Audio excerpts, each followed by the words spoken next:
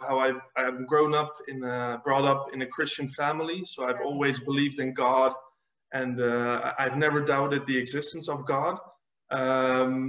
But you know, even if you're raised in a Christian family, there comes this moment in your life where you have to make the decision for yourself as well.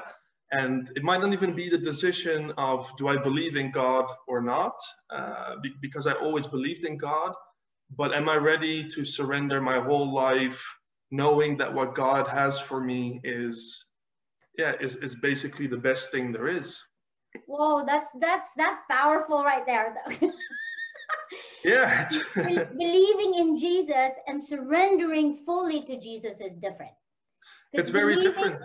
Yeah, because the devil also believed Jesus. Exactly, and that's a good thing to keep to point out. Yeah. Wow. Yeah. So you know, my parents, and they've always been very active in in the Christian community, you could say. Right. So it was always for me, like I said, that there was never a doubt about believing in God, but it was making the choice yourself.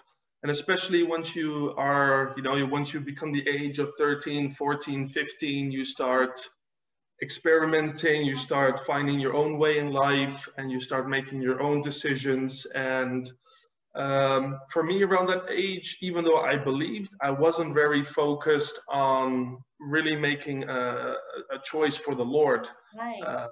I actually, I kind of got derailed when I started making my own choices. You know, I wasn't taking school seriously. I got into very bad habits at a very young age. Sure. I fought with a lot of different addictions. I fought with a lot of impurity things.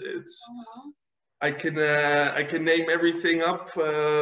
Almost everything the Bible talks about, I've been through.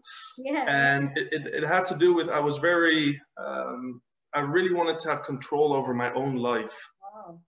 I really wanted to have control over my own life. And that meant also in making, the small choices in life. And so for many years, it actually got worse and worse. Mm. I wanna ask you on that one first. You know, why did you feel like, you wanted to control your life? Was it out of control? Yeah, for sure. Yeah, definitely. It's especially at a young age, you are more interested in discovering what the world is all about and all these kind of things. You know, that you put that on a higher place than submitting your life to Jesus. And if I look back now, you try to figure out why, but it's it's so many factors. It's your friend group you have. So I had amazing friends, and many of them were Christians as well. But you're just surrounded by everything that the world offers these days. To put it like this, you get bombarded. Yeah. Right. You see, you're saying, there is a desire to discover yourself. You see, all of us, doesn't matter what era you're at, it doesn't matter what generation you're at, there's always going to be this desire to discover who you are within. Because honestly, there's just no satisfaction, no contentment anywhere else, huh? I mean, in such a young age, we are born to search God. To seek the Lord. And interesting when you said, when you're trying to discover, you get into these addictions because you get into these places where let me try that one. And then you get into hooked in that one. Oh, let me try that one. So that this discovery, this desire to know actually is the one that, brings you to those places. Yeah. But how in your life, how did you get to understand, okay, this is not the right thing, or this addiction is not the right thing? How did you discover that?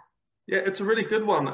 What I quickly want to point out, I love how you talk about that it's, you're trying to find something in yourself, or you're trying to, it really had to do with identity. Yeah. I mean, at such a young age, you want to belong somewhere, you want to find your purpose in life. And, my whole story could be told in, trying to find your identity in something that's not Jesus, And at a young age, like I mentioned, it's so difficult because you just get bombarded with so many temptations and so many different aspects of life and, you know, the people around you, that you start building your identity, and you start really forming your identity around the choices you are making in your life. You know, so I had at one point, you know, me and my friends, we started with the drugs, you know, doing all these kind of things. And because you open yourself to this, you start hanging out with people who are doing the same things. And, you know, the next thing you know, you're 2 years ahead and you're still doing these things, and you're still surrounded by, you know, the similar people who are doing these things. And wow, it's, yeah. That's important to point out, Marthijn, that you magnetize the people that you're actually in. Like, it's like if you're miserable, you actually magnetize the people that are miserable. If you're in drugs, the people that would surround you is in drugs. There is, though, somehow like very cunning, somehow in the spiritual realm, like letting you be surrounded even more, right? Because you see, when you, that's I think that's temptation, isn't it, Marthijn? When you look at it, it's really look good, and then you get into it, then you get hook, line, and sinker. You just think, and then you're 2 years ahead, and you look back, and you're just as empty as you was before. And then you start finding it, okay, maybe it's not this, and you try something else again. And this kind of went on, you know. It starts with the small things, and you just keep adding and adding, and you're trying to find your identity, and you're just trying to fill up, this. It doesn't really feel like emptiness at the time, because I was always happy, and I had amazing friends, and they were amazing people. It's fun, you know? right? It's fun. Yeah, so at the time it's like, what? Yeah, we're not doing anything wrong, you know. And but if I look back, it is, you know, you're just trying to fit in. You're just trying to, you're kind of going with the flow, you know. You're just kind of going along with what's happening around you, and you don't really stop to think about the consequences that it has. And I mean, especially at a young age, I mean, no 13 or 14-year-old is really thinking about, oh, where am I going to be in 3 years? And should I make this choice now? Of course, there are some, but it's very difficult. Right, right.